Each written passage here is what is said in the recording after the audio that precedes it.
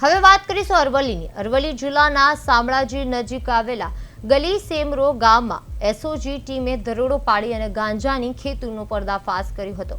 કાર્યવાહીમાં 54 ગાંજાના છોડ મળી આવ્યા હતા, જેનું કુલ વજન 31.950 કિલોગ્રામ હોવાનું સામે આવ્યું હતું।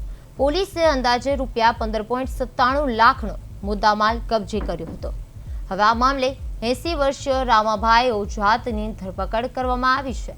પ્રાથમિક તપાસ દરમિયાન આરોપીએ સાધુ પાસેથી મળેલા બીજમાંથી ગાંજાના છોડ ઉગાડ્યાનું જણાવાયું હોવાનું સામે આવ્યું છે। પોલીસે આ સમગ્ર મામલે એનડીપીએસ એક્ટ હેઠળ ગુનો નોંધી અને વધુ તપાસ શરૂ કરી છે।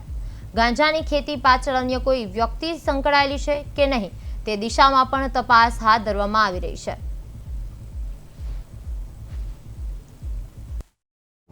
નાર્કોટિક્સ અને ડ્રગ્સ વિરુદ્ધની જે કામગીરી કરવાની સૂચના છે એ સંદર્ભે અરવલ્લી જિલ્લામાં પણ એસઓજીની ટીમ લાગેલી છે અને ગઈકાલે બાતમીના આધારે મોડી રાત્રે કુલ 31 કિલો ગાંજો શામળાજી વિસ્તારનો ગલી સિમરો ગામ છે ત્યાંથી એના જે વરંડા છે વરંડાના એરિયામાંથી જ અમે કબજે કરેલો છે, જેની કિંમત ટોટલ 15,97,000 છે। એક આરોપી રામાભાઈ ઓઝાત જે જેનું પોતાનું આ માલિકીનું જગ્યા છે એને અમે અરેસ્ટ કર્યો છે।